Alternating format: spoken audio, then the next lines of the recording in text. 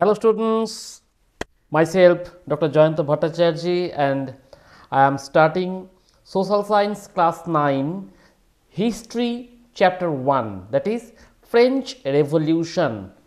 Actually আমি তোমাদের clean করার জন্য কমপ্লিট বাংলায় বিষয়টাকে ডিসকাশন করব। তো অ্যাকচুয়ালি ব্যাপারটা কি হচ্ছে, তোমরা এতদিন পর্যন্ত যে হিস্ট্রিটা পড়ে এসছো সেটা ছিল ইন্ডিয়ান হিস্ট্রি। এই ফার্স্ট টাইম তোমরা ইউরোপিয়ান হিস্ট্রি পড়তে যাচ্ছ। ন্যাচারালি তোমাদের এটা একটা প্রেশার হতে পারে, তো ডোন্ট ওয়ারি, আমি তোমাদের এমন করে অ্যানালিসিস করব যে তোমাদের কাছে কোনো প্রবলেম থাকবে না। তোমরা ফার্স্ট টু লাস্ট খুব মন দিয়ে শুনবে, কোনো প্রবলেম থাকলে কোশ্চেন রেইজ করবে, আমি তোমাদের কোশ্চেনের আনসার দিয়ে দেবো। তো চলো টাইম নষ্ট না করে আমরা সরাসরি শুরু করে দিই তোমাদের first chapter, that is French revolution. তো অবশ্যই তার আগে বলবো যে আমার চ্যানেলটিকে সাবস্ক্রাইব করবে, লাইক করবে, শেয়ার করবে এবং কমেন্ট করে জানাবে যে তোমাদের কেমন কি লাগছে আর তোমাদের কি রিকোয়ারমেন্ট আছে। চলো শুরু করছি। ফ্রেঞ্চ রেভলিউশন, এখানে দুটো শব্দ আছে। এই শব্দ দুটোকে আগে ভালো করে বুঝতে হবে। আমি কিন্তু চ্যাপ্টারের টাইটেলেই বসে আছি। প্রথম হচ্ছে ফ্রেঞ্চ। দেখো তোমরা ইন্ডিয়ান, ইন্ডিয়া একটা কান্ট্রি, ইন্ডিয়ান ওয়ার্ডস, সো ফ্রান্সের যারা তাদেরকে বলা হচ্ছে ফ্রেঞ্চ। নেক্সট রেভলিউশন, দেখো তোমাদের দু তিনটা শব্দ আমি আগে ইউজ করে নিই। ওয়ার, রেভলিউশন, এই দুটো তো এক জিনিস নয় নাকি? তা দুটো আলাদা শব্দ হবে কেন? ওয়ার মিন্স দুটো কান্ট্রির মধ্যে যখন অফিসিয়াল ডিক্লারেশন হয়ে শুরু হচ্ছে, দ্যাট ইজ ওয়ার। আর যখন within the country, whenever ordinary people tries to overthrow their existing ruler, that is called revolution. তা ন্যাচারালি চ্যাপ্টারের যে টাইটেলটা ফ্রেঞ্চ রেভলিউশন, বুঝতে পারছো যে কারা করেছিল, কেন করেছিল, what was the reason behind it. এবার আমরা আসছি যে ফ্রান্সে during that time what was the condition, social economic political condition কেমন ছিল, এটাকে আমাদের আগে ভালো করে বুঝে নিতে হবে। দেখো ফ্রেঞ্চ সোসাইটিতে আন্ডার ওল্ড রেজিম, এই ওল্ড রেজিম বিষয়টা আমি পরে আসছি, পিপলকে সোসাইটিতে তিনটা ভাগে ভাগ করা হয়েছিল। First, that is first estate, যেখানে ছিল যাদেরকে বলা হতো ক্লার্জি। ক্লার্জি কারা? সেই সমস্ত members, those who are privileged class, চার্চের দায়িত্বে থাকতো। ন্যাচারালি তোমরা জানো যে চার্চে ফাদার, পোপ এই সমস্ত থাকে, এই ধরনের লোকগুলো ছিল ক্লার্জি। সেকেন্ড গ্রুপ হচ্ছে সেকেন্ড এস্টেট। তিনটা গ্রুপকে এস্টেট বলা হচ্ছে। Second estate, that is nobility, that is privileged class. আর থার্ড এস্টেট মানে হচ্ছে rest of the section of the people, that means from peasants to wealthiers, bourgeois, merchants, সমস্ত লোকগুলোকে কিন্তু একসঙ্গে মিলিয়ে এখানে বলা হচ্ছে। তাহলে দেখো এই যে ফ্রান্সের যে সোসাইটিটা, সোশ্যাল স্ট্রাকচার যেটা বলা হচ্ছে, এর কি বলছে, ফার্স্ট এস্টেট যেটা আর কি, সেটা কি বলছে, রোমান ক্যাথলিক চার্চদের নিয়ে তৈরি হচ্ছিল। সেকেন্ড এস্টেট কি হলো, it is consisted of the nobility, nobles, about 2% of the population. তাহলে দেখো টোটাল পপুলেশনের জাস্ট 2%। আর rest of the people, that is the third estate, এদেরকে বলা হচ্ছে। এই থার্ড এস্টেটে কি হচ্ছে, বুর্জুয়াজি। বুর্জুয়াজি কারা? যে ওয়েলথ অ্যান্ড মার্চেন্টস যারা আছে, সিটি ওয়ার্কার্স যারা পোরলি পেড সার্ভেন্টস, কুকস এই সমস্ত, আর হচ্ছে 80% পিজেন্টস, এদের নিয়ে তৈরি হচ্ছে এই তিনটা এস্টেট। হলো। এইবার আমরা আসব যে ফ্রান্সের যখন সোসাইটি বলছি, society during the late 18th century. দেখো স্টার্টিং পেজে তোমরা, আমি কিন্তু এখন বইতে তোমাদের জাস্ট বইটা ওপেন করো, দেখবে আমি বইয়ের লাইন বাই লাইন অ্যানালিসিস করছি, তোমাদের পেজ ধরে, প্যারাগ্রাফ ধরে, লাইন বাই লাইন কিন্তু আমি অ্যানালিসিস করছি। তো প্রত্যেকটা প্যারাগ্রাফ থেকে আমি যখন পড়াবো, কিছু কিছু কোশ্চেন তোমাদেরকে আমি দিয়ে দিব, যেটা তোমরা সহজেই বুঝতে পারবে যে এই কোশ্চেন, মানে এই ধরনের কোশ্চেন এলে বইটা পড়লে কোথা থেকে সলভ হয়ে যাবে। স্টার্টিং যে পেজটা আছে, এক নাম্বার অর্থাৎ ফোর্থ পেজ যেটা আছে, দেখো এখানে স্টার্ট করছে কি বলে, যে ইন 1774 লুই সিক্সটিন কে, কোথা থেকে আসলো? এই লুই 16 হচ্ছে আমাদের bourbon family of the king. তাহলে এ কোন ফ্যামিলি, এটা কিন্তু একটা এমসিকিউ হয়ে গেল, বারবন ফ্যামিলি। আচ্ছা, ফ্রান্সে থর্নে বসলো, তখন তার বয়স কত ছিল? He was 20 years, just mind it, খুব বেশি কিন্তু নয়, এবং married to the Austrian princess Marie Antoinette. তাহলে এখানে তার বায়োগ্রাফি সম্পর্কে কিন্তু সংক্ষেপে আমাদের হয়ে গেল, কবে বসলো, সে কোন ফ্যামিলি বিলং করছিল, তার কত ইয়ারে সে বসলো, তার কার সঙ্গে ম্যারেজ হয়েছিল, এগুলো। এইবার আমাদের কোশ্চেনটা আসছে, why did Louis 16 face extreme financial crisis? দেখো চলে আসো, এই যে কোশ্চেনটা আমি তোমাদের করে দিয়েছি, প্রত্যেকটা কালারিং, মাইন্ড ইট, প্রত্যেকটা কালারিংকে মনে করবে একটা করে পয়েন্ট। তার কি বলছে? Upon his accession the king was found an empty treasury. King কি দেখলো? একটা এমটি ট্রেজারি। কেন হয়ে আছে এমটি ট্রেজারি? বলছে long years of war had drain the financial resources of the France. তাহলে অনেক দিন ধরে যুদ্ধ চলছে, ফিনান্সিয়াল রিসোর্সেস সমস্ত ড্রেন হয়ে গেছে। 3 নাম্বার পয়েন্ট কি বলছে? Added to this war the cost of maintaining an extravagant court at the immense palace of the Versailles. তাহলে কোর্টের খরচটাও অনেকটা বেড়ে গেছে। 4 নম্বর কি বলছে? Under Louis 16 France help the 13 American colonies to gain their independence from the common enemies Britain. তাহলে দেখো এই যে 4টা পয়েন্ট এখান থেকে কিন্তু উত্তর হয়ে গেল, যে হোয়াই ডিড ফ্রান্স বা Louis 16 face extreme financial crisis. Clear তোমাদের কাছে? 4টে পয়েন্ট। দেখো ফার্স্ট নাম্বার কি বলছে? যখন থর্নে বসলো, he found the treasury was empty. কেন হলো? Because the long years of war had drain the financial resources of the France. Clear?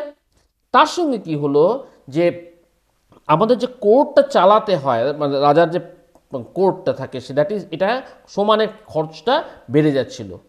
In addition কি বলছে, যে লুই 16 ফ্রান্স থেকে এই আমেরিকাকে হেল্প করেছিল, কিসের জন্য না? ব্রিটেন তাদের কমন এনিমি, ফ্রান্সেরও এনিমি, আমেরিকারও এনিমি। এই ব্রিটেন আমেরিকার 13 কলোনিস কবজা করে রেখেছিল।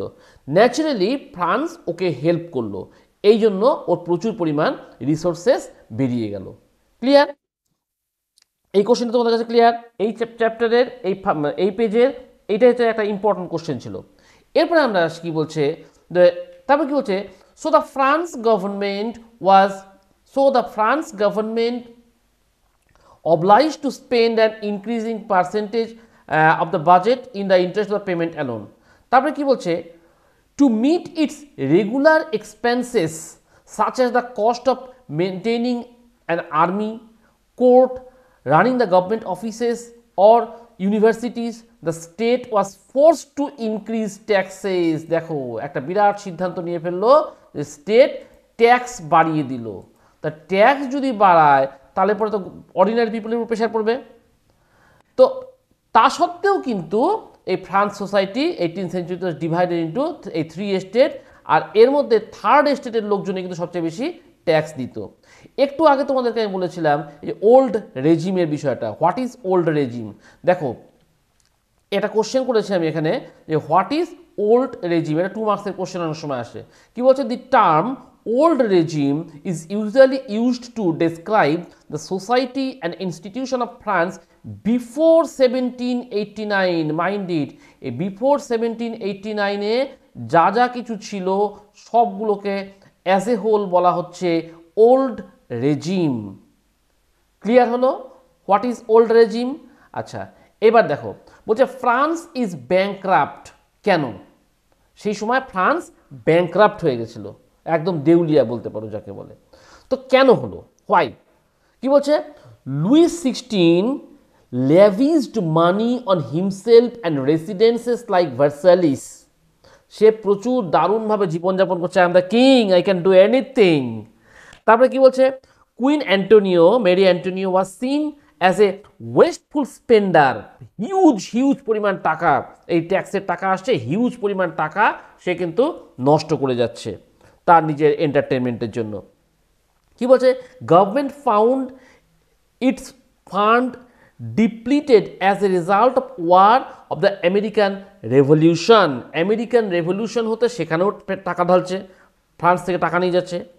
Government spending more money than it takes in the form of tax revenues, privileged class would not submit to being taxed.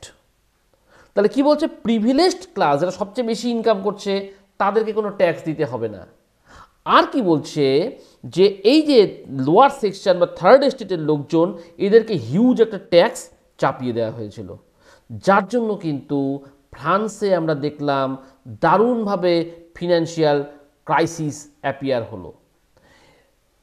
আমি সোসাইটি নিয়ে বলছিলাম, এবার আসছি আমি পলিটিক্যাল। দেখো পলিটিক্যাল কজ যখন বলছি, পলিটিক্যাল কজের মধ্যে কী কী আসছে দেখো। ফার্স্ট হচ্ছে, Louis 16 ascended the throne in France and found the empty treasury, এটা তো আগেই বলে দিয়েছি। Long years of war as France help 13 American college, তোমাকে বলে দিলাম একটু আগে। এগুলো সবই তোমাদেরকে বলা হয়ে গেছে, এগুলো পলিটিক্যাল কজ আকারে শো হচ্ছে। Cost of maintaining the palaces, তারপরে কি, lenders charge 10% interest of loan, যারা লোন নিচ্ছে তাদেরকে 10% ইন্টারেস্ট চার্জ করা হলো। আচ্ছা, to meet the regular expenses, এদেরকে এই ফোর্সফুলি ট্যাক্স ইনক্রিজ করে দেওয়া হয়েছিল, এগুলো তোমাদের আগে বলো। এবার আসছি সোশ্যাল কজেস।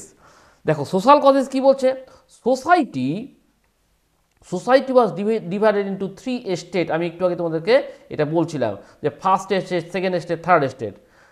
কি বলছে, the member of the first and second estate কারা, that is the clergy and nobility, এরা স্পেশাল প্রিভিলেজ এনজয় করতো, এরা ট্যাক্স দিত না। এবং special privilege based on birth, mind it, তার ওই ফ্যামিলিতে জন্ম হওয়া মানে ব্যাস হয়ে গেল, তোমাকে কিছু করতে হবে না আর কি।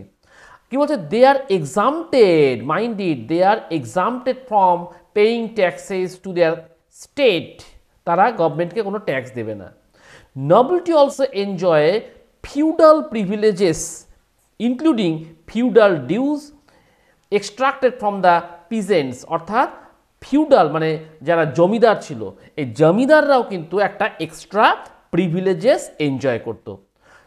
কি বলছে, দ্য চার্চ, ওখানে দুটো ধরনের ট্যাক্স কালেক্ট করা হতো, একটা টেইথিস, একটা টেইলিস। দেখো টেইথিসটা কি বলছে, এই চার্চ এই একটা ট্যাক্স কালেক্ট করতো পিজেন্টসদের কাছ থেকে, direct tax, the church collect করছে। আর কি টেইলিস, এটা হচ্ছে যা ইনডাইরেক্ট ট্যাক্স লেভিড, এটা কি বলছে, consumption article like salt, tobacco, এই সমস্ত করছে, এদের কাছ থেকে কালেক্ট করা হচ্ছে। এই দুই ধরনের ট্যাক্স কালেক্ট করা হতো। এবার আসি আমরা ইকোনমিক কজেস।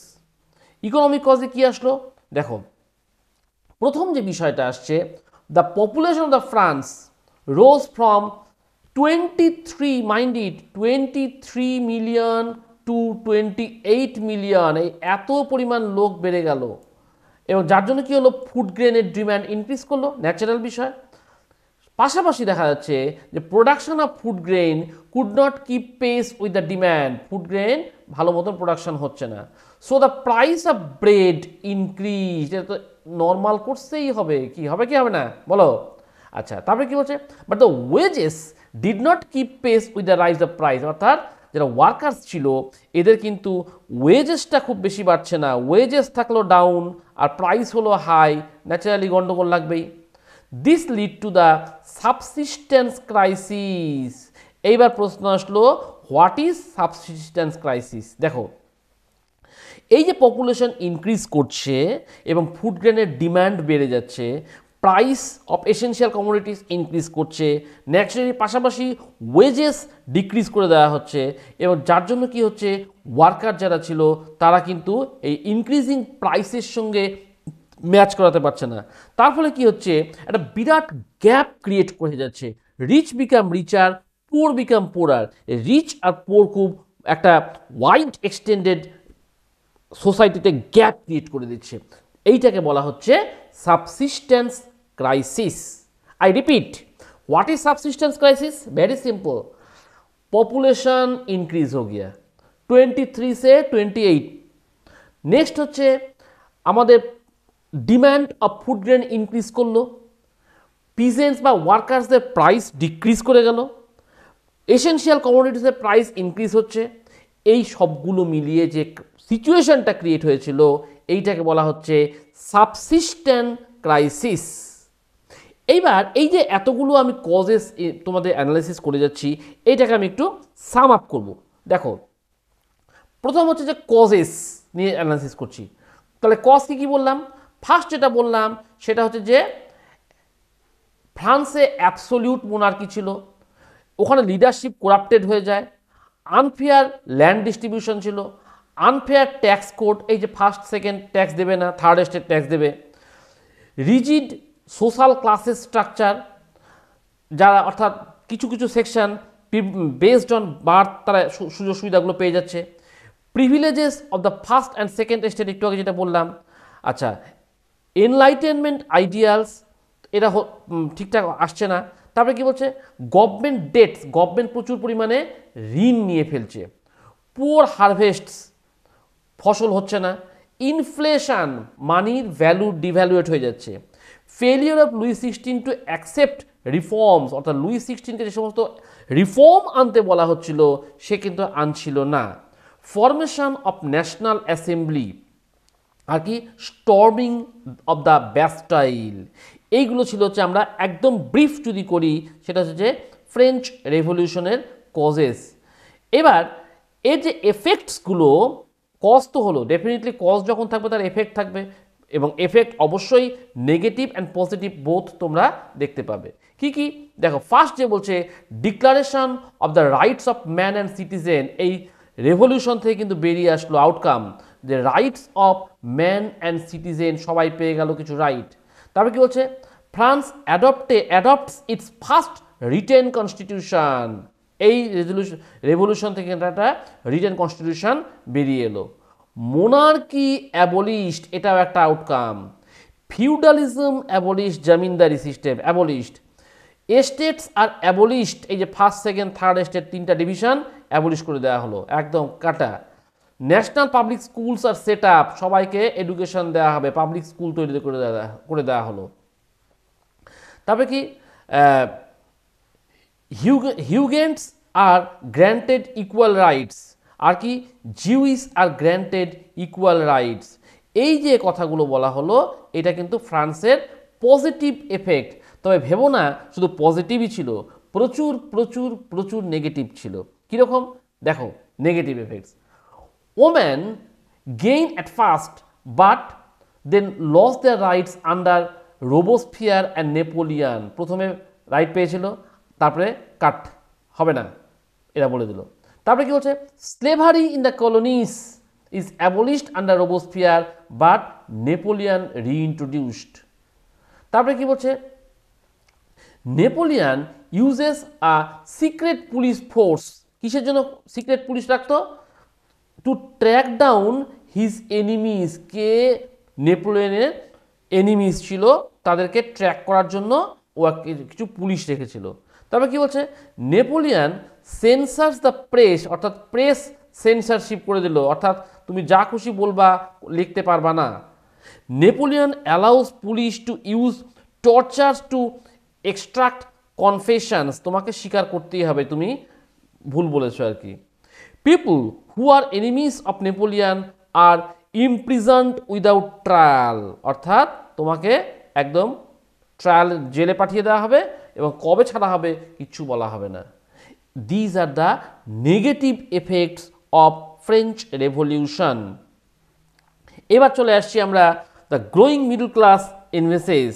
দেখো স্ট্রাগল তো হলো, এবার আমরা আসছি যে এই মিডল ক্লাস যে আসলো আর কি, এই মিডল ক্লাস পিপুলের কিছু ডিম্যান্ডস রেইজ হলো আর কি।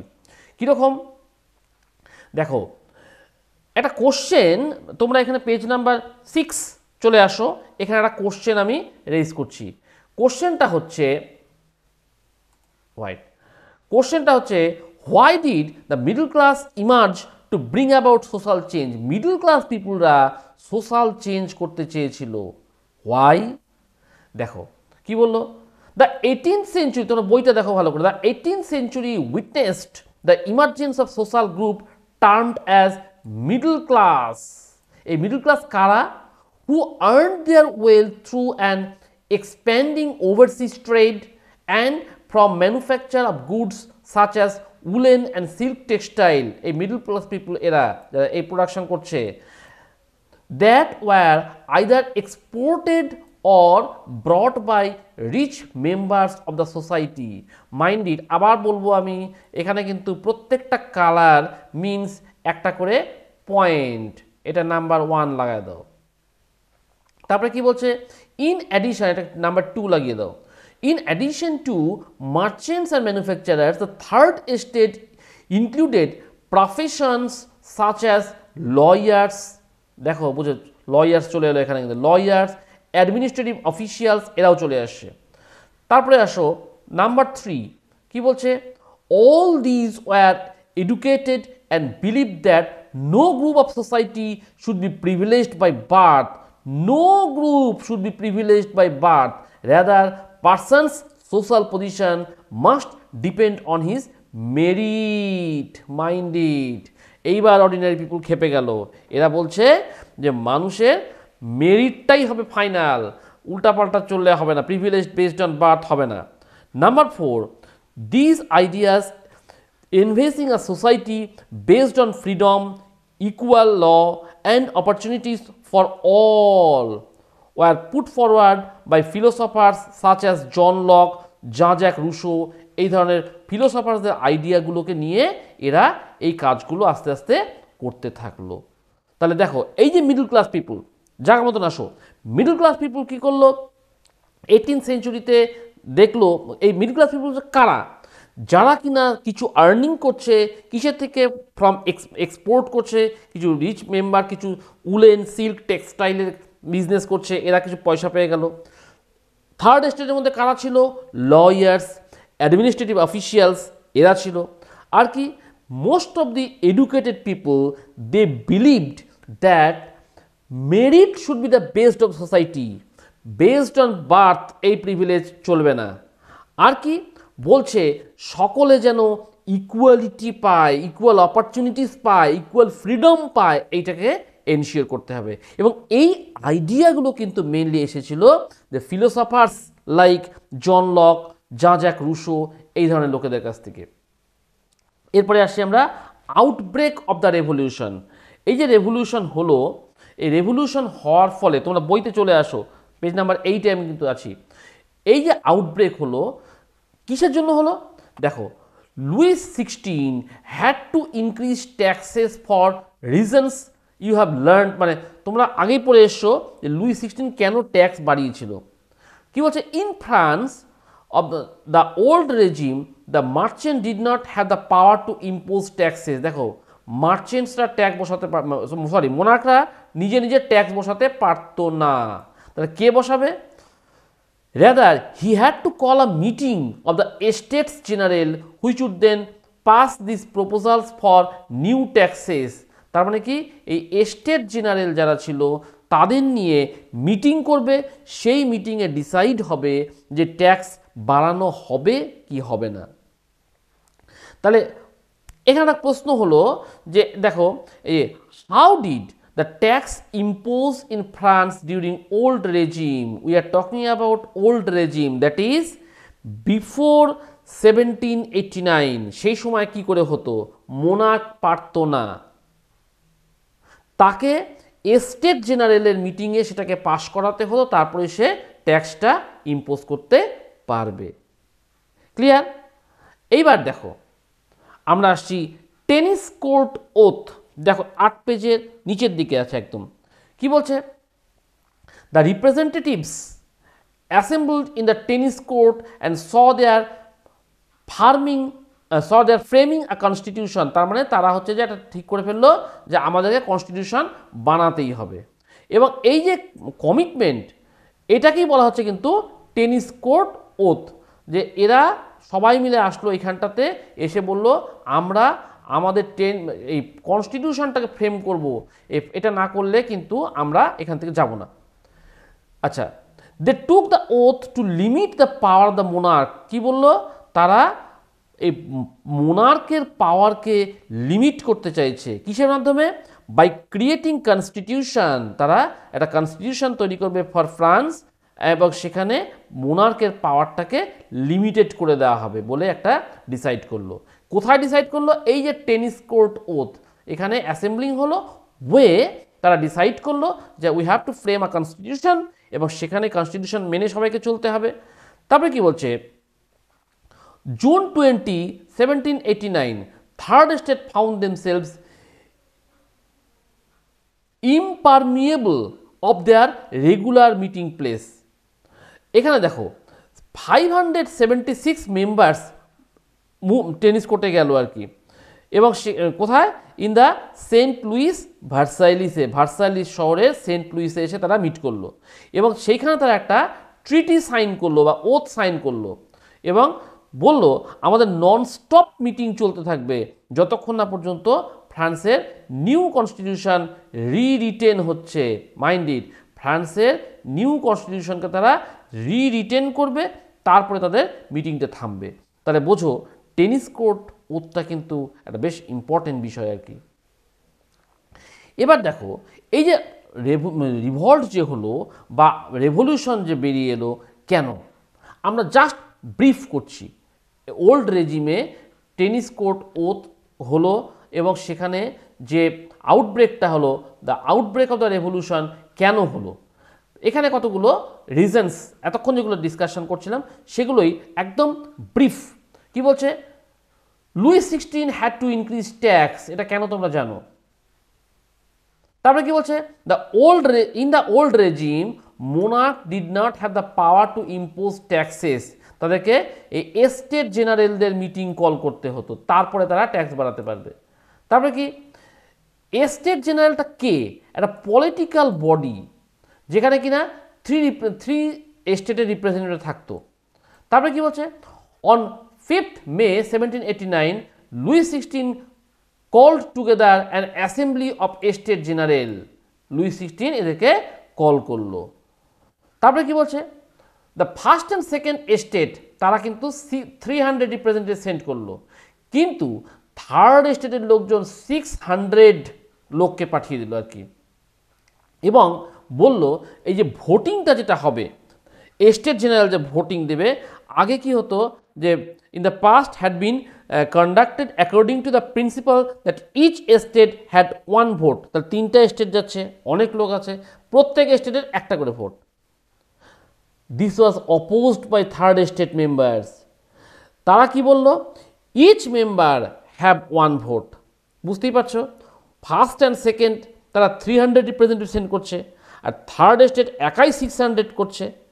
আগে বলা ছিল যে একটা করে এস্টেট একটা করে ভোট দেবে, এই থার্ড এস্টেটের লোকজন বললো যে না, প্রত্যেকটা মেম্বার সেপারেটলি ভোট দেবে। বোঝা গেল তো? আচ্ছা, এবার দেখো, এইবার এই যে এত কিছু হলো, এইবার কিং কিন্তু বুঝতে পারলো যে আমাদের পরিস্থিতি ভালো নেই। এইবার আসলো স্প্রেড অফ গ্রেট ফিয়ার। কোথার থেকে কেন ভয় আসলো? ভালো কাজ করলে তো কোনো সমস্যা নেই, তাহলে ভয়টা কেন আসলো? বলছে while the National Assembly was busy at Versailles drafting of the constitution, অর্থাৎ ন্যাশনাল অ্যাসেম্বলিতে কনস্টিটিউশন ড্রাফটিং চলছিল, সেই সময় rest of the society in France কি হচ্ছে? উইথ টার্ময়েল চলছে, একটা বিভিন্ন সোসাইটির গণ্ডগোল, কারণ কেউ কিছু ঠিকঠাক রাখতে পারছে না আর কি। সেই সময় পরপর কয়েকটা ঘটনা ঘটে গেল। কীরকম? ফার্স্ট হচ্ছে এখানে সিভিয়ার উইন্টার চলে এসছে, এক্সট্রিম উইন্টার, সেই সঙ্গে ব্যাড হারভেস্ট অফ ক্রপস। তার ফলে কী হলো? যে প্রাইস অফ ব্রেড ইনক্রিজ করে গেল, এবং এইটা কিন্তু দারুণভাবে সোসাইটিতে এফেক্ট করে গেল। এবং দ্য সিচুয়েশান অ্যান্ড হোর্ডার সাপ্লাইজ, মানে যারা সাপ্লাই করে, কিছু লোক স্টক করে রাখছিল যে বেশি দাম দিয়ে বিক্রি করব। দেখা গেল অ্যাংরি ওমেন যারা ছিল তারা দোকান ভেঙে দিচ্ছে, এবং খাবার তো পেটে তো খিদে লেগেছে, খেতে তো হবে, তারা দোকান ভেঙে দিয়ে সমস্ত নিয়ে নিচ্ছে। 14 জুলাই কী করলো, এজিটেটেড ক্রাউড স্টর্মড অ্যান্ড ডেস্ট্রয়েড ব্যাস্টাইল, ব্যাস্টাইলকে ভেঙে দিল যে আর আমরা থাকতে পারছি না, আপনি যতক্ষণ কোনো ব্যবস্থা না করছেন আমরা কিছুই করতে পারছি না। এই হচ্ছে পরিস্থিতি। আচ্ছা, এরপরে আমরা কি দেখলাম যে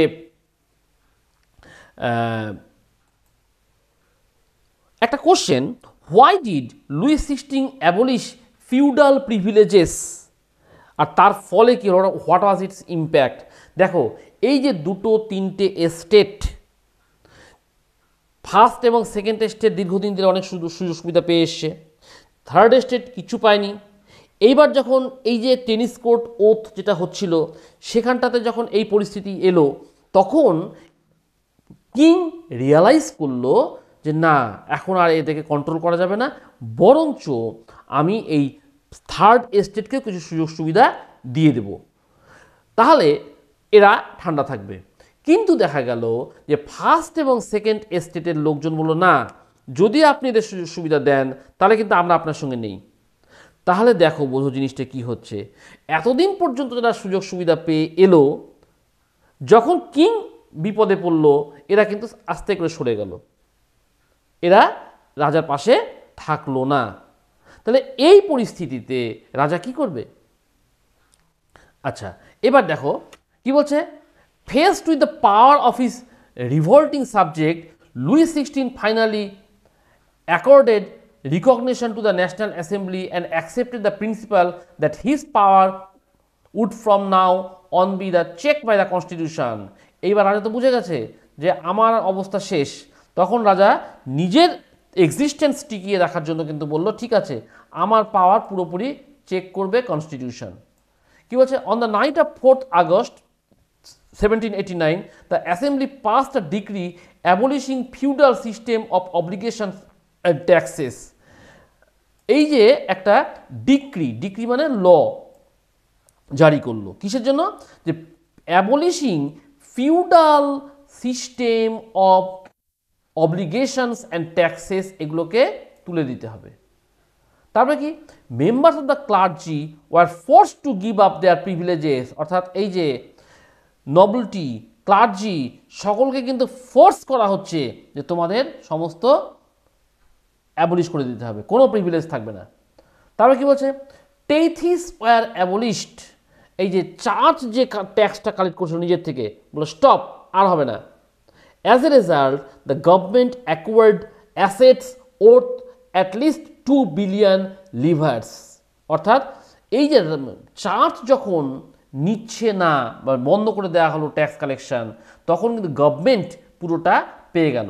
তাহলে দেখো এখান থেকে এই যে কোশ্চেনটা রেজ করা হলো, এখানে কতগুলো পয়েন্ট তোমরা পেয়ে যাচ্ছ। এই যে আমি আবার বলছি, different colours means different points.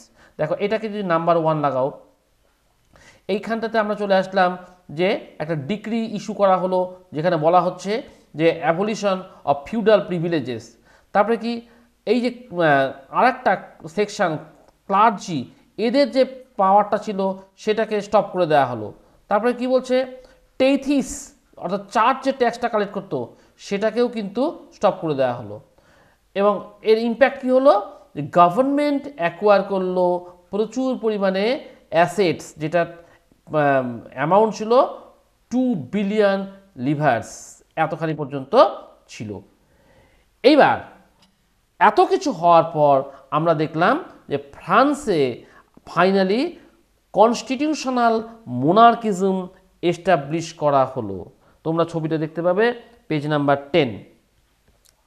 আচ্ছা, এখানে কি বললো, এখানে বলা হলো যে রাজা অ্যাটলিস্ট তার যে পজিশনটা সেটা কিন্তু সে ধরে রাখছে।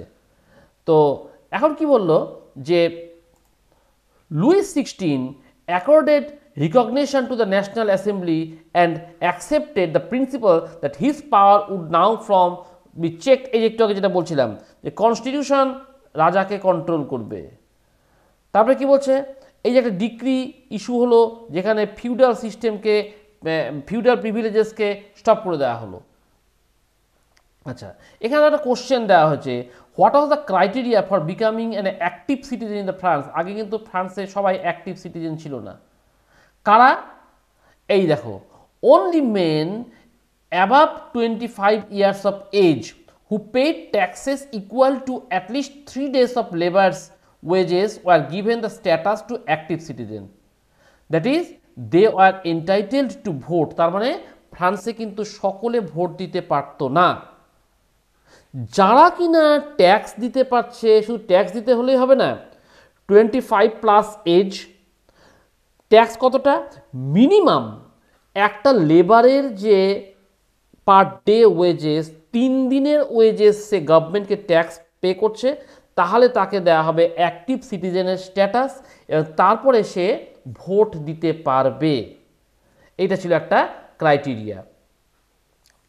এবার এই যে টেনিস কোর্ট ওথ, তারা যে একটা কনস্টিটিউশন লেখলো, এখানে কি কি ছিল?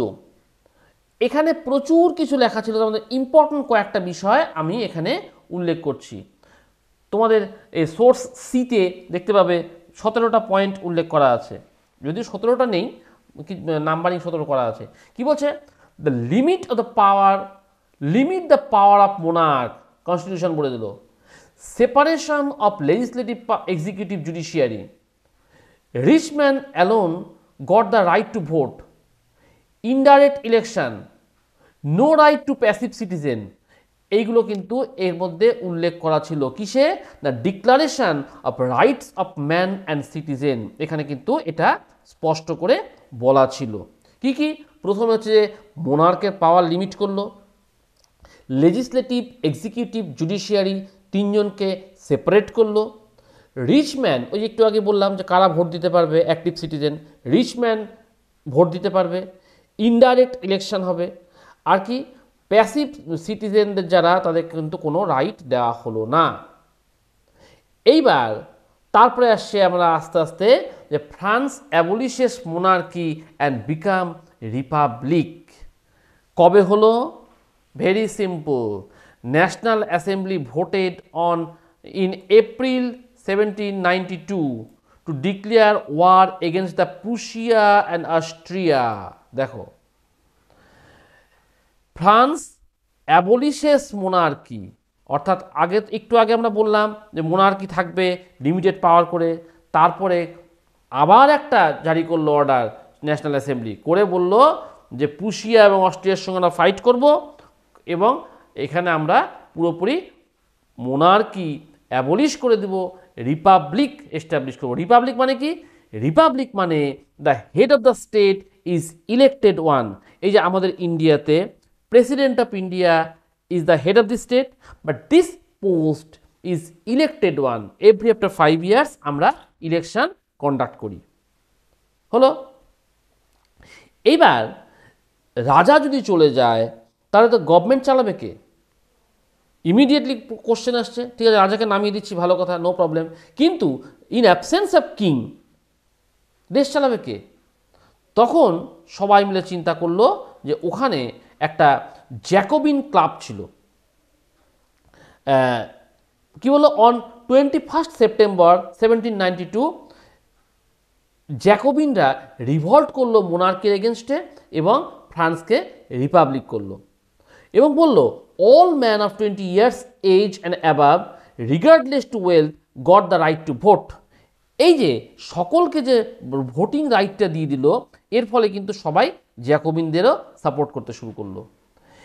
এইবার আসলো ফ্রান্সে কিন্তু একটা টেনশন ইমার্জ করলো। কেন টেনশন ইমার্জ করলো?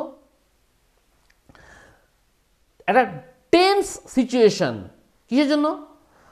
দেখো, রাজা তো বলছে although Louis 16 had sign the constitution, he entered into secret negotiation with the king of Prussia. দেখো, দুটো ফাংশন চলছে। একদিকে রাজা বলল তোমাদের কনস্টিটিউশন ঠিক আছে, আমি মেনে নিচ্ছি, আমার পাওয়ার লিমিট করে দাও।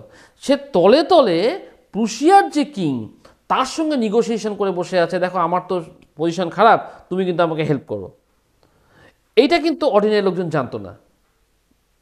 কি বলছে, rulers of other neighbouring countries too were worried by the development in France and made plan to send troops to put down the events that had been taking place there since the summer of 1789। তাহলে দেখো টেনশনটা emerge হলো কেন সোসাইটিতে।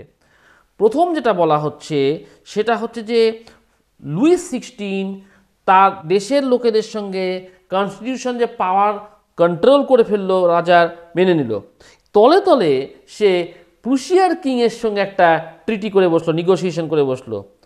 এবং এই প্রুশিয়ার কিংয়ের মাধ্যমে ফ্রান্সের সারাউন্ডিং যে কান্ট্রিজগুলো আছে মোনার্কিজম নিয়ে, তারা চিন্তা করলো ইট ইজ এ অ্যালার্ম, এই ওয়েবটা তো আমাদের এখানেও আসতে পারে, ন্যাচারালি একে কন্ট্রোল করতে হবে। তখন তারা তলে তলে সমানে ট্রুপ পাঠাতে থাকলো ফ্রান্সে, যাতে কিনা এই যে পিপুলরা রাজার এগেনস্টে যে যাচ্ছে সেইটাকে সাপ্রেস করানো যায়। এটার জন্য কিন্তু অর্ডিনারি পিপুল রেডি ছিল না। Before this could happen, the National Assembly voted in April 1792 to declare war against Prussia and Austria. এই যে সৈন্য যে ঢুকছে, তখন তো এত আজকের মতন এত ইমপ্রুভ ট্রান্সপোর্ট ছিল না। আস্তে আস্তে সৈন্যগুলো যখন ঢুকছে, তখন কিন্তু ন্যাশনাল অ্যাসেম্বলি ঠিক করে নিল আর রাখা যাবে না। আমাদের সঙ্গে রাজা একটা ট্রিটি করলো, নেগোসিয়েশন করলো যে তোমরা আমার পাওয়ার লিমিট করো। তলে তলে সে প্রুশিয়াকে বলে দিল যে আমার অবস্থা দেখো, just try to help me. Prussian king say Austria এবং আর পাশ যেগুলো রাজা ছিল তাদেরকে নিয়ে চলে এলো এবং হচ্ছে যে যুদ্ধ করতে শুরু করবে, তার থেকে আমরা আগেই এদেরকে আটকাবো এবং যুদ্ধ শুরু করে দিই। এই নিয়ে কিন্তু ফ্রান্সে একটা বিরাট টেনশন ক্রিয়েট হয়েছিল। বোঝা গেল তো? তাহলে এখানে যে কোশ্চেনটা আসলো, তাহলে বুঝতে পারলে, তাহলে প্রথম যে বিষয়টা আসলো এখানে, এটাকে 1 নাম্বার পয়েন্ট দাও।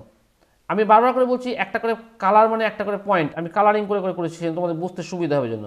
এইটাকে 2 নাম্বার পয়েন্ট দাও, আর এইটাকে 3 নাম্বার পয়েন্ট দাও। বোঝা গেল? আচ্ছা, এবার আমি আসছি, দেখো এই যে জ্যাকোবিন ক্লাব, এই জ্যাকোবিন ক্লাব কাদের নিয়েছিল?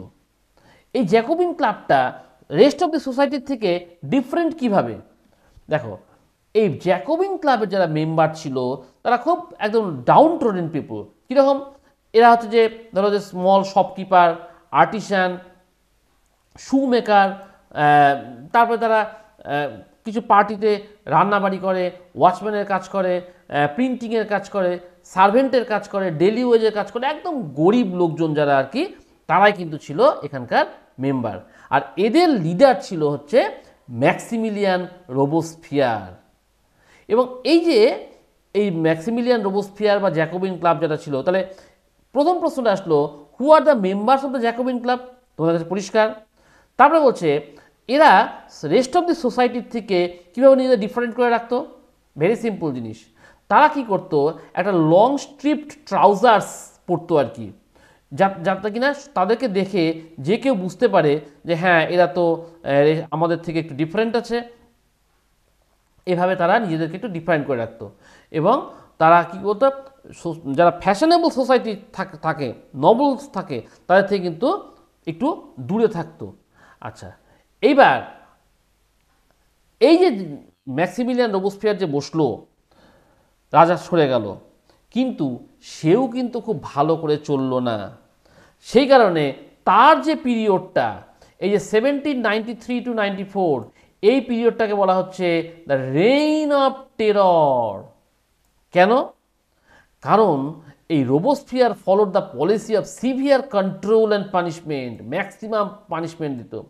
এবং রোবোস্ফিয়ার গভর্নমেন্ট একটা ল ইস্যু করেছিল যে maximum ceiling on wages and prices, যে তোমাদের যত ইনকাম করছো তার একটা বিরাট পোর্শন আমরা ট্যাক্স আকারে নিয়ে নিব। কিন্তু একটা জিনিস ভালো করেছিল যে ইম্পর্টেন্ট যে ফুডগুলো ছিল, মিট অ্যান্ড ব্রেড, এটাকে রেশনড করে দিল, অর্থাৎ ফিক্সড দাম, এর বেশি দাম হবে না আর কি। আর কি বললো, equally was also sought to be practiced through forms of speech and addresses। তা এইভাবে বিভিন্ন জায়গাতে সে ইকুয়ালিটির উপর বিভিন্ন জায়গাতে স্পিচ দিয়ে বেড়াতো যে দেখো আমরা সবাই চাই, আমরা সবাই ইকুয়াল থাকি, এরকম সে বলতো, কিন্তু এক্সট্রিম কন্ট্রোল সে করতো। এবং এই যে তার যে পিরিয়ডটা, রোবোস্ফিয়ারের যে পিরিয়ডটা, এই পিরিয়ডটা 14 মান্থস ছিল আর কি, এইটাকে বলা হচ্ছে রেইন অফ টেরর। কেন বলা হচ্ছে? সে এমন কন্ট্রোল করতো আর কি যাতে কিনা তার রুলিং পিরিয়ডে during the rain of terror at least 3 lakh suspects were arrested, 17,000 were officially executed, and perhaps 10,000 died in prison or without trial। তাহলে বোঝো কি পরিমাণ পানিশমেন্ট দিত আর কি। 3 লাখ লোককে অ্যারেস্ট করে ফেলেছিল, 17,000 এক্সিকিউটেড, ফাঁসি দেওয়া হয়েছিল, 10,000 জেলেই মারা গেল, এরকম অবস্থা আর কি। যার জন্য কিন্তু এই পিরিয়ডটাকে বলা হচ্ছে reign of terror under Maximilien Robespierre. কিন্তু এই পরিস্থিতিতে চলতে পারে না। এটা কি করে চলবে? এটা চললে কি থাকতে পারে সোসাইটি? কখনোই পারে না। তার জন্য কি আসলো, রোবোস্ফিয়ার কিন্তু বেশি দিন কন্টিনিউ করতে পারলো না, কারণ অর্ডিনারি পিপুল রোবোস্ফিয়ারের এগেনস্টে দাঁড়িয়ে গেল। কারণ কি বলছে যে maximum ceiling wages and prices করে দিল, মিড ব্রেড রেশন করলো ঠিক আছে, কিন্তু peasants were forced to transport their grain to the cities and sell it at prices fixed by the government। তাহলে দেখো যে পিজেন্ট প্রোডাকশন করছে তাকে ফোর্স করা হচ্ছে তোমাকে শহরে গিয়ে গভর্নমেন্টের সেক্টরে বিক্রি করতে হবে, যা গভর্নমেন্ট প্রাইস বলবে সেটাতে দিতে হবে আর কি। এবং বলছে যে তোমার টাকা থাকলেও you can't use expensive flours, অর্থাৎ দামি ময়দা তুমি ইউজ করতে পারবে না। All citizens required to eat the plain ডেগালেট, মানে ইকুয়ালিটি ব্রেড, মানে সবাইকে একই ধরনের ব্রেড তোমাদের খেতে হবে আর কি। এবং সেটা কিন্তু ভালো ময়দার ছিল না, যে গমগুলো ছিল, হুইটগুলো, সেগুলো গোটা গোটাই থাকতো, ভাঙতো, ভালো মতন ভাঙতো না, সেগুলো দিয়েই পাউরুটি বানিয়ে দিচ্ছে কম দামে, চালাও যাতে কিনা সবাই খেতে পারে, তার একটা চিন্তা ছিল এরকম। কিন্তু অ্যাকচুয়ালি সেটা কখনোই, যার একটু পয়সা আছে সে তো খাবে ঠিকঠাক, ও বলছে না তাও হবে না, এরকম একটা ব্যাপার ছিল আর কি। এইবার রোবোস্ফিয়ারের এই রুল কন্টিনিউ হলো না, স্টপ করে দেওয়া হলো।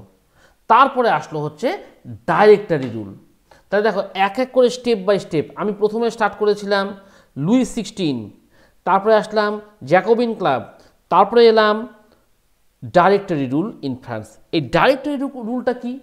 যখন অর্ডিনারি পিপুল জ্যাকোবিন ক্লাবকে ঠিকঠাক রাখলো না, জ্যাকোবিন গভর্নমেন্টকে অ্যালাউ করছে না মিডল ক্লাস পিপুল, তার পাওয়ারটাকে সিজ করে নেওয়া হলো। এবং তখন কনস্টিটিউশন অ্যালাউ করলো যে 2 ইলেক্টেড লেজিসলেটিভ কাউন্সিলস তারা ডাইরেক্টরি অ্যাপয়েন্ট করবে। এবং ডাইরেক্টরি কারা? An executive made up of 5 members. তাহলে এই 5 মেম্বার্স মিলেই একটা ডাইরেক্টরি রুল তৈরি করবে।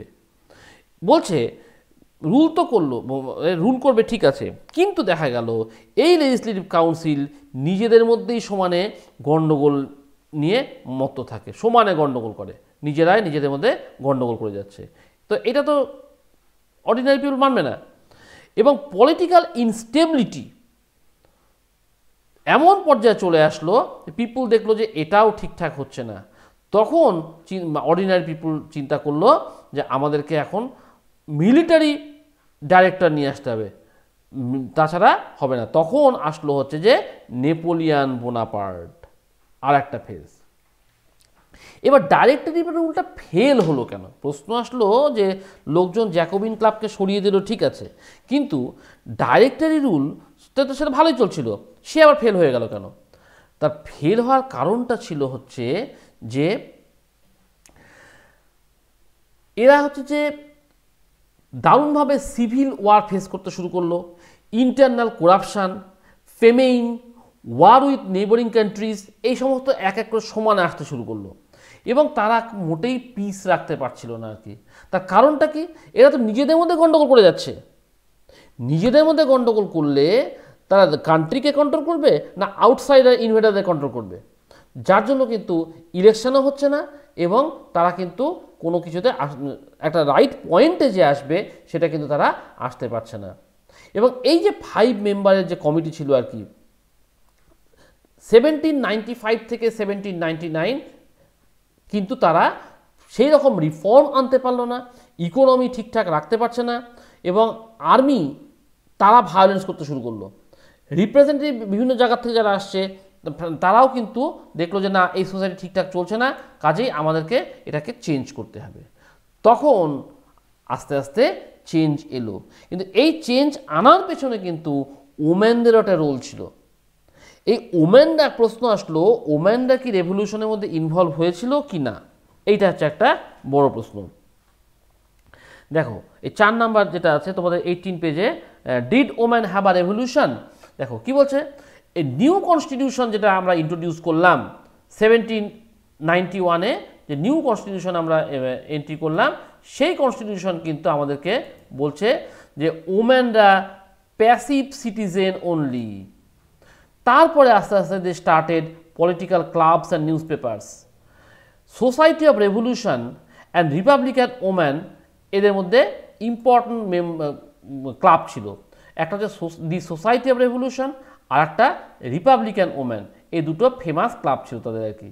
এবার তাদের মেন ডিমান্ডটা কী ছিল, the political right like that of man, অর্থাৎ ম্যান এবং ওম্যান যেন ইকুয়াল হয়, সেটা ছিল তাদের মেন ডিমান্ড। এবং তারা বলছে right to vote, right two B elected in the assembly এবং টু হোল্ড পলিটিক্যাল অফিসেস, এই মেয়েরা কিন্তু দাবি করে বসছিল আর কি।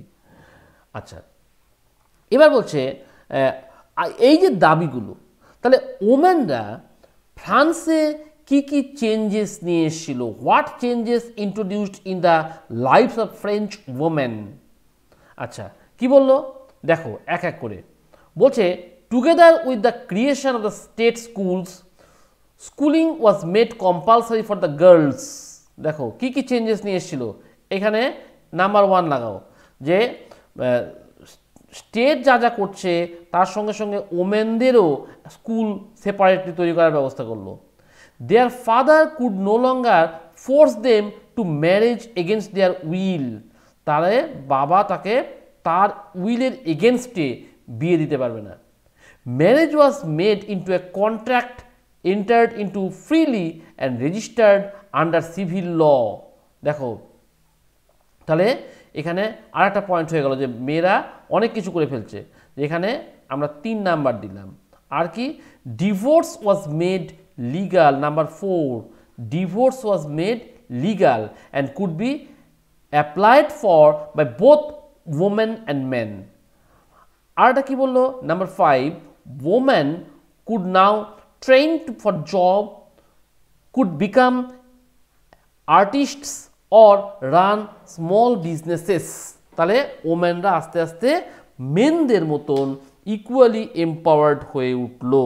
বোঝো কাণ্ড।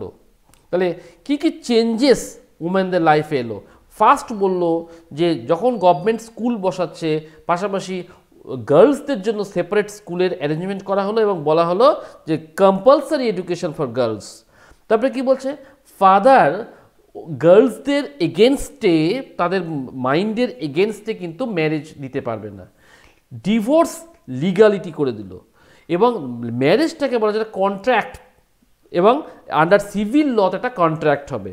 আর কি, ওমেনরা নিজেদেরকে ট্রেন করতে শুরু করলো ফর জব, তারা আর্টিস্ট হতে পারবে, তারা স্মল বিজনেস চালাতে পারবে, এগুলো কিন্তু চেঞ্জেস তারা নিয়ে এসেছিল। এবার আসছি আমি অ্যাবলিশন অফ স্লেভারি। তোমরা জানো যে ট্রায়াঙ্গুলার ট্রেড চলতো, আফ্রিকা থেকে আমেরিকা, আমেরিকার থেকে অন্যান্য কান্ট্রিগুলোতে এইভাবে যে স্লেভ ট্রেড চলতো আর কি। এই স্লেভ ট্রেডটাকে অ্যাবলিশ করার বিষয়ে ভাবতে শুরু করলো। কারা ভাবলো? জ্যাকোবিনরা কিন্তু প্রথম, যারা কিনা বলল যে না এটা চলতে পারে না, এই সোশ্যাল রিফর্মটা নিয়ে এসেছিল জ্যাকোবিন রেজিম। তারা কিন্তু প্রথমে বলল যে অ্যাবলিশন অফ স্লেভারি। এখানে একটা কোশ্চেন হয়, who for the first time raise the question regarding the abolition of slavery? Definitely Jacobins. কারা? জ্যাকোবিনরা। এবং এই যে স্লেভ ট্রেড চলতো কাদের মধ্যে? ইউরোপ, আফ্রিকা আর আমেরিকানস। এই স্লেভ ট্রেডটা কবে শুরু হয়েছিল? 17th সেঞ্চুরিতে। আচ্ছা, ফ্রান্সের যারা মার্চেন্টস ছিল, French merchants sailed from the ports of Bordeaux or Nantes to the African coasts where they brought slaves from local chieftains. তাহলে আফ্রিকার থেকে তারা এই বোর্ডেক্স নান্টিস এখান থেকে তারা স্লেভস কিনে নিয়ে আসতো, এসে ইউরোপিয়ান কান্ট্রিতে বিক্রি করত। তারপরে কি বলছে, the exploitation of slave labor made it possible to meet the growing demand of European market. তাহলে এই যে কাজটা করছে কেন করছে, ইউরোপে লেবার ডিমান্ড বাড়তে শুরু করছে কিসের জন্য, ফর সুগার, কফি, ইন্ডিগো, এগুলো চাষ করতে প্রচুর লোক লাগবে, ইউরোপিয়ানরা সাফিসিয়েন্ট নয়, তাদের আফ্রিকানদের গায়ের স্ট্রেংথ খুব বেশি, এদেরকে দিয়ে কাজ করানো যাবে, ন্যাচারালি এই কাজটা শুরু হলো। Abolition of slavery was finally the convention which in 1794 legalized to free all slaves in the France overseas possessions. অর্থাৎ 1794 লেজিসলেচারে আইন করা হলো সমস্ত স্লেভসদেরকে ফ্রি করে দাও। এটা কিন্তু 1794, 1793, 94 to 99 এই যে পিরিয়ড 1793-94, অর্থাৎ ডাইরেক্টরি রুলের আগে জ্যাকোবিন ক্লাব 1793-94 এই পিরিয়ডে কিন্তু স্লেভারি অ্যাবলিশন হয়েছিল, এবং ডাইরেক্টরি রুলেও কিন্তু এরা রিইন্ট্রোডিউস করেনি, বাট নেপোলিয়ান কিন্তু রিইন্ট্রোডিউস করেছিল finally, mind it, finally in 1848, mind it, in 1848 slavery totally abolished in France. কাজে এমসিকিউ যখন আসে এই দুটো পয়েন্ট কিন্তু দেয় যাতে কিনা ছেলে মেয়ে একটু গাড্ডায় পড়ে। মাইন্ড ইট, 1848 ফাইনালি অ্যাবলিশন হয়েছিল, আর 1794-এ শুধুমাত্র জ্যাকোবিনরা স্টপ করেছিল, ডাইরেক্টরিরাও চালু করেনি, কিন্তু নেপোলিয়ান রিইন্ট্রোডিউস করেছিল। হলো, এরপরে বলছে এই যে রেভলিউশনটা যে হচ্ছে এটা হচ্ছে অর্ডিনারি পিপুলের লাইফে কি ইম্প্যাক্ট বা কি এফেক্ট ফেললো সেইটা দেখতে হবে আর কি। আচ্ছা, এই যে রেভলিউশন হলো, রেভলিউশন হওয়ার ফলে আমরা দেখতে পাচ্ছি যে বিভিন্ন আইডিয়াসগুলো, লিবার্টি, ইকুয়ালিটি সব জায়গায় স্প্রেড করে গেল, ইম্পর্টেন্ট ল যেগুলো সেগুলো আস্তে আস্তে পাস হতে শুরু করলো, ওল্ড রেজিমের যা কালচার ছিল সমস্ত অফ করে দেওয়া হলো, এবং সেই সময় যে newspaper, plays could be published যেগুলো বন্ধ করে রাখা ছিল সেগুলো চলে আসলো সামনে। Now the declaration of right of man and citizen proclaimed freedom of speech expression to be the natural right. এটা কিন্তু প্রথমে বলা ছিল ন্যাচারাল অ্যান্ড ইনএলিয়েনেটেড রাইট। আচ্ছা, তো এইভাবে আমরা দেখলাম যে রেভলিউশনের ফলে কিন্তু এভরিডে লাইফে অনেক অনেক চেঞ্জেস চলে এসছে। আচ্ছা, এবারে কি বলছে, এটা তো গেলো সবার জন্য বললাম, এবার ওমেনদের কি কি চেঞ্জেস আসলো। আচ্ছা, বলছে one important law that came into effect soon after the storming of Bastille in the summer of 1789 was the abolition of censorship. Mind it, censorship abolish করে দেওয়া হলো 1789-এ। তারপর কি বলছে, old রেজিমে all written material and cultural activities in books, newspaper, plays in and could be published or performed only after they had been approved by the censors of the king. অর্থাৎ old রেজিমের যে সমস্ত রাইটিংসগুলো ছিল, news paper ছিল, এগুলোকে publish করা যাবে কিন্তু কিংয়ের কাছ থেকে অ্যাপ্রুভাল নিতে হবে। তারপরে কি হচ্ছে, now the declaration of right of man and citizen proclaimed freedom of speech, এটা টু বি ন্যাচারাল রাইট হবে, এখানে কেউ বাধা দিতে পারবে না। Newspaper, pamphlet, books and printed pictures flooded the towns of France from where they travelled rapidly into the countryside. এত পরিমাণ news paper, books, pamphlet print হতে শুরু করলো যে গ্রামে গঞ্জে কান্ট্রি সাইডে সব ছড়ে গেল আর কি। They all described and discussed the events and changes taken place in France. সমানে আলোচনা চলছে সবখানে, চায়ের দোকানে, রাস্তার ধারে আলোচনা চলছে। ফ্রিডম অফ প্রেস সকলকে আরও বেশি ইনফ্লুয়েন্স করলো যে তোমরাও এখন থেকে অনেক কিছু বলতে পারবে, লিখতে পারবে, অপোজ করতে পারবে। আচ্ছা, each side sought to convince the other of the position through the medium of print, সবাইকে এভাবে দেওয়া হবে। Plays, songs and festive processions attracted large number of people, এখন সবাই সামনে আসতে শুরু করলো।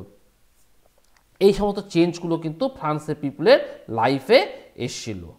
আচ্ছা, এখন আসলাম আমরা এই যে ডাইরেক্টরি রুল এন্ড হলো, হওয়ার পরে নেপোলিয়ান আসলো পাওয়ারে। আচ্ছা, নেপোলিয়ান 1804-এ crowned himself as the empire of France. আচ্ছা, he conquered neighbouring European countries. আমি একদম নেপোলিয়ন সম্পর্কে খুব ব্রিফ করছি। আচ্ছা, নেপোলিয়ন কে ছিল তোমরা জানো, এটা আমি নতুন করে বললাম না যে কী বলে, প্রথমে ছিল সে একজন সোলজার। আচ্ছা, এবং সে থার্ড স্টেটের লোক ছিল, এবং সেই কারণে সে জানতো কিন্তু যে থার্ড স্টেটের লোকজনের রিকোয়ারমেন্টসগুলো কী কী। সেই জন্য কিন্তু সে যে দাবিগুলো রেইজ করছিল সবই থার্ড স্টেটের লোকের খুব সাপোর্ট পাচ্ছিল, যার জন্য কিন্তু সে সহজেই নিজেকে ক্রাউন্ড হিমসেলফ করতে পারলো আর কি। Napoleon saw the role of moderniser in Europe, ইউরোপকে সে মডার্নাইজ করতে চাইছিল, এবং সে প্রচুর ল ইন্ট্রোডিউস করলো, যেখানে কি বললো, প্রাইভেট প্রপার্টিকে প্রোটেকশন দেওয়া হবে, and uniform system of weight, সবখানে ওয়েট অ্যান্ড মেজারমেন্ট একই থাকবে, এবং ডেসিমেল সিস্টেম ইন্ট্রোডিউস করলো। কিন্তু দেখা গেল নেপোলিয়ান যে চারিদিকে এত বেশি নেইবরিং কান্ট্রিগুলোকে দখল করছিল, যার জন্য সারাউন্ডিংয়ে যারা কিংস ছিল তারা দেখলো ইট ইজ এ অ্যালার্মিং, তখন সবাই মিলে কিন্তু তাকে অ্যাটাক করলো, এবং 1815-এ ইন দ্য ব্যাটল অফ ওয়াটারলুতে নেপোলিয়নকে ডিফিট করা হয়। এবং এ কিন্তু the idea of liberty, democratic rights, এবং এইগুলো কিন্তু যে বেরিয়ে এসেছিল, এগুলো কিন্তু এখান থেকেই মেনলি আসে। এবার এই নেপোলিয়ান তার রুল চালাতে গিয়ে একটা কোড ইন্ট্রোডিউস করেছিল, যেটাকে বলা হতো নেপোলিয়ানিক কোড। এই নেপোলিয়ানিক কোডে কী ছিল, streamline the France's legal system, মানে ফ্রান্সের আইনটাকে দারুণভাবে সে এটাকে কন্ট্রোল করছিল। কীরকম, continued political opposition from royalties and others soon convinced Napoleon that the best way to discourage conspiracies against him would be that transform the life consult into the hereditary empire, অর্থাৎ তোমরা আমাকে নিয়ে সমালোচনা করবা, আবার কিন্তু এই হেরিডিটারি এম্পায়ার চলে আসবে, সেই কারণে কিন্তু এটাকে স্টপ করো। এবং নেপোলিয়ন গ্রেটেস্ট অ্যাচিভমেন্ট কী ছিল, as a first consul Napoleon instituted number of lasting reforms, অনেক রিফর্ম সে ইন্ট্রোডিউস করেছিল। সেন্ট্রালাইজড অ্যাডমিনিস্ট্রেশন অফ গভর্নমেন্ট, একটা higher education system, central bank, law code, এবং রোড সিস্টেম, সিওয়ার সিস্টেম, এবং বিভিন্ন জায়গাতে সে অনেক কিছু চেঞ্জেস সোসাইটিতে সে নিয়ে এসেছিল আর কি। তো এই যে এত কিছু যে হচ্ছে, এত কিছু হচ্ছে, ফাইনালি আমরা কি কি চেঞ্জেস দেখতে পেলাম। এই যে রেভলিউশন যে হলো, ভালো কথা, রেভলিউশন ভালোই হয়েছে, কোনো অসুবিধা নেই, কিন্তু রেভলিউশন হওয়ার ফলে কি হলো, যে বিষয়গুলো এলো খুব ভালো করে মন দিয়ে শুনবে। A state general was convened for the first time in more than 150 years that lead to the formation of National Constituent Assembly. তাহলে আগে আমি একটু আগে বলেছিলাম যে কিং যখন ট্যাক্স বাড়াবে তখন স্টেট জেনারেলের কাছে আলোচনা করত, এখন বলা হলো যে না, স্টেট জেনারেল সমস্ত চলবে না, বরঞ্চ ন্যাশনাল অ্যাসেম্বলিতে তোমাদের সব কিছু করতে হবে। তাহলে মোর দেন 150 years ধরে কিন্তু এই স্টেট জেনারেল সিস্টেমটাই চলে আসছিল। এখন এরা বলল যে ন্যাশনাল অ্যাসেম্বলিতে সব কিছু হবে। তারপর কি বলছে, national assembly issued declaration of rights of man and citizen, এটা কিন্তু ইন্ট্রোডিউস করে দিয়েছিল, এবং বলল যে এই যে ন্যাশনাল কনভেনশন অ্যাবলিশ করলো, যে মোনার্কিজমকে অ্যাবলিশ করে দিল, দিয়ে ফ্রান্সকে রিপাবলিক হিসাবে এস্টাবলিশ করলো, অর্থাৎ the head of the state should be elected one. তারপরে কি বলছে, The events of revolution worried other European countries, leading to war between France and Austria, Prussia and Great Britain. তার মানে কি, এই যে মোনার্কিজমকে অ্যাবলিশ করা, সেই সময় ইউরোপের মেজর কান্ট্রিতে মোনার্কিজম ছিল, এই ফ্রান্সের এই ঘটনাটা কিন্তু আদার পিপুলকে ভাবালো যে তোমার কান্ট্রিতেও এটা আসতে পারে। ফলে এই যে কি বলে লুইস 16 যে তলে তলে যে অস্ট্রিয়ার রাজার সঙ্গে কন্ট্যাক্ট করলো, অস্ট্রিয়া প্রুশিয়া অ্যাটাক করতে আসলো, আগেই কিন্তু ফ্রান্স এদের সঙ্গে একটা কি বলে একটা টাসেল রেডি করে ফেললো আর কি। তারপরে কি বলছে, Louis 16 and his wife Marie Antoinette were executed for treason. অর্থাৎ ট্রিজন মানে কি, দেশদ্রোহী, দেশের লোকের সঙ্গে বিদ্রোহী করছে, অর্থাৎ দেশের লোককে ঠিকঠাক দেশের জন্য ঠিকঠাক কাজ করছে না, সেই কারণে কিন্তু এদেরকে হত্যা করা হয়েছিল আর কি, রাজা এবং রানীকে। When the Jacobins seized control of the National Convention, they unleashed the reign of terror in which suspected enemies of the revolution were executed. অর্থাৎ জ্যাকোবিন ক্লাব যখন ক্ষমতায় এসেছিল তখন কিন্তু তারা এই প্রচুর পরিমাণে লোককে হত্যা করে, অর্থাৎ যারা গভর্নমেন্টের এগেনস্টে তাদেরকে হত্যা করেছিল, এই একটা বিষয় ছিল। তো এই হচ্ছে আমাদের এই চ্যাপ্টারের মেন বিষয়টা। আশা করি তোমাদের চ্যাপ্টারটা পরিষ্কার হয়েছে। যদি কোনো প্রবলেম থাকে ডেফিনেটলি কমেন্ট বক্সে কমেন্ট করে জানাবে, এবং অবশ্যই আরেকবার বলবো, subscribe my channel, like it, share it and comment it. আশা করি তোমাদের ভালো লেগেছে। তোমাদের যদি কোনো প্রবলেম থাকে কোশ্চেন রেজ করবে, ডেফিনেটলি আমি খুব তাড়াতাড়ি উত্তর দেওয়ার চেষ্টা করব। Thank you.